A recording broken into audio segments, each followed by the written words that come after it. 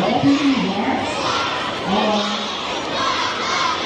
We have this opportunity to acknowledge the presence of our VIPs and the Vice Staff of the Philippines.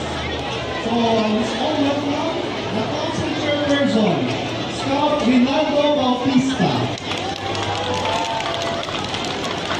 Then, the Council Vice Chairperson, Honorable Juan Oliver Dican. Likewise, we would like to acknowledge the Council Treasurer, Edwin D. Castro.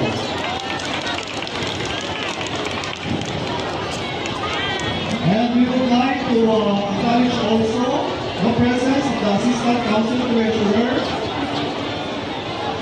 Scout Hector Marilla. Ma'am, kapapasok ng Gibraltar. Yes, ma'am.